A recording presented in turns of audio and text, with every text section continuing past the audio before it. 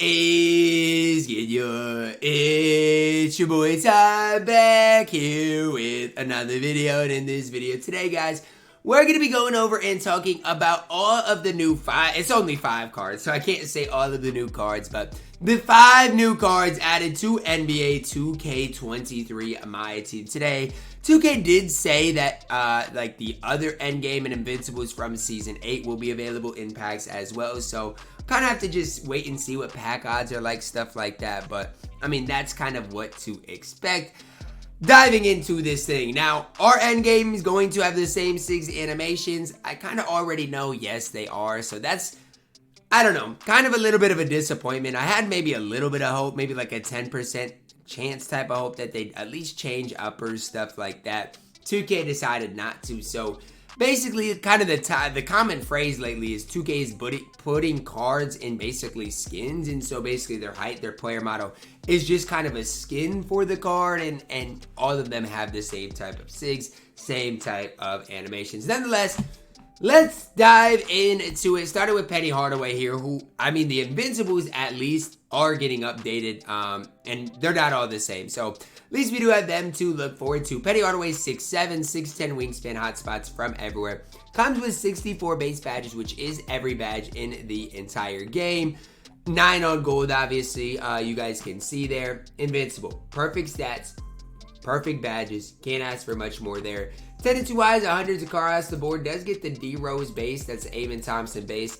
Wall upper, that's fine on very quick. I mean, if you go look at Amen Thompson, his release isn't necessarily the best. It's not bad.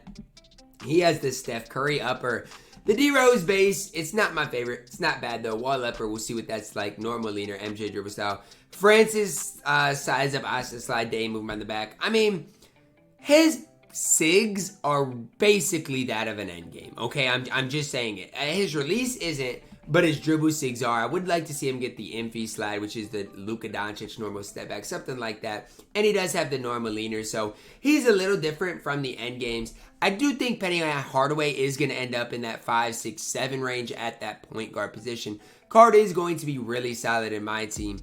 Again, do I prefer him to the end games? Probably not. End games are going to be better than Penny. But, I mean, if you, let's say, like the D-Rose base, want to use Penny Hardaway, he is more than usable in my team.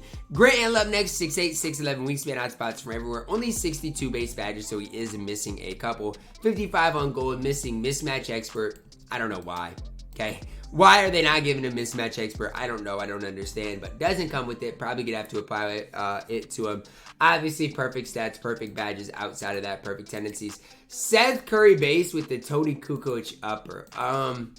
What do I think about this? Well, I like the Seth Curry base in general, but I don't like Brandon Miller's base. It's kind of weird. The Tony Kukoc upper, again, I don't really know too much about it. I haven't used it a lot this year. I think it's going to be interesting. We'll have to wait and kind of see. I'll probably do a gameplay of Grant Hill, and we'll have to, again, just see. Normal leaner's good. MJ dribble style, D-Rose size up. The pro size up escape. Do we realize it's the 4th of July? Okay, happy Independence Day, but July 4th, okay? And he's got the pro size up escape. I mean, we're in endgame, and cards are getting the pro size up escape. I don't know what else to say. Asta slide, day movement on the back is fine. I like Grant Hill, but when I say the pro size up escape is troll, no, I mean it. That is one of the most troll things I have seen in a very, very, very long time. So, is Grant Hill going to be good? Yes, but what are we doing with the pro size of escape? Again, I'm excited to see kind of what that Seth Curry base is like with the Kukoc upper. I think it has potential to be pretty solid, but that pro size of escape does it to me. Like, ultimately, 2K, what are we doing giving him that pro size of escape? I have absolutely no idea. Then we see Dwyane Wade up next, 6'4", 6'10", wingspan, hotspots from everywhere. Again, perfect stats, perfect badges because he's an endgame. KPJ, Sadiq upper, very quick, all of the same dribble 6. And it's something that honestly kind of stinks that all of these endgames look the exact same. Who else did we get? Shaq? It's crazy that Shaq looks the exact same as Wade. Literally, same exact animations. To me, it's bad. I don't necessarily like it. Now, let's go back to Wade and let's compare him to Steph, okay? Because this is basically your comparison. Dwyane Wade's player build is going to be better than Steph. So overall, Dwyane Wade is probably going to be slightly better than Steph Curry. But is Dwyane Wade going to be worth the price he goes for? No. He's just not. I think it's hard to even make the case that Dwyane Wade is going to be worth the price he's going to go for because he's just not. Instead of using D-Wade, just get Steph as the level 1 reward and have fun using him. Now, the common question I'm going to get today, Ty, is this. Who is the better Shaq? And I think this is a good question on who's the better Shaq. And I'm going to be breaking down why I believe what I believe. So I'm just going to give it to you guys right away. If you are really good at the game, the end game Shaquille O'Neal is going to be better. If you are not so good at the game and struggle greening shots, you're probably going to prefer the invincible Shaq. Now, what is really the difference? Really, obviously, the basic leaner compared to the tray leaner. That's a big deal. It's not like this Shaq had the normal leaner.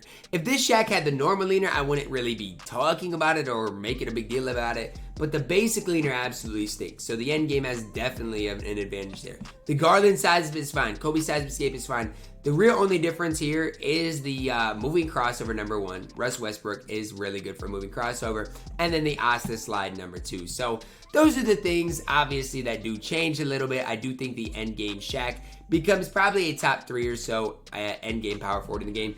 Endgame Shaq basically going to be the exact same as D-Rob. Their player builds are a little different. Endgame Shaq is 325 pounds. D-Rob's only 235 pounds. So that's a little bit of a difference, but it's going to be preference between these two type of cards. Basically looking at the exact same card in my team. Last but certainly not least, Endgame Jimmy Butler. He is basically the same as this Luka Doncic. And again, they could change the uppers a little bit. Just make them a little bit different, but 2K decided not to. So cards exactly the same. If you've got Luka Doncic, there's no reason to stress about Jimmy Butler. They are literally the exact same card. There is no difference in them. 6'7", 6'8" wingspan. 6'7", 6'8" wingspan. 230 pounds, 230 pounds. All of the same SIGs. All of the same animation. There is no difference. It's not like one's right-handed, one's left-handed. There is no difference between Jimmy Butler and Luka Doncic. So, between them, get whoever you want, get whoever you like. But they're the exact same card in my team. So, I mean, all in all, guys, Jimmy Butler is the same as Luka Doncic. Shaq, between him and the Invincible, it's preference. D-Wade, Steph, basically the same card. Penny Hardaway is fine, objectively, but is he, the best? I don't know about that D-Rose base. And then Grant Hill got the pro size up escape. So, I mean, am I really excited about any of these cards? I don't know. I'm kind of excited about Penny and Grant Hill. Excited to see what the new Shaq gets into. Other than that, though, guys, it's just another day at the office, guys. It's another day in July on the 2K streets in the office. What I'm really excited about is the new T-Mac event. That's kind of where my mindset is, trying to build up my MT for when Endgame Taco and Yao comes out, because that is really where where my mind is at and focused at this stage. Let me know your thoughts on the 5 new cards added to my team down below in the comments. Drop a like on the video, subscribe if you're doing it. As always, man, I love you guys. And have a blessed day.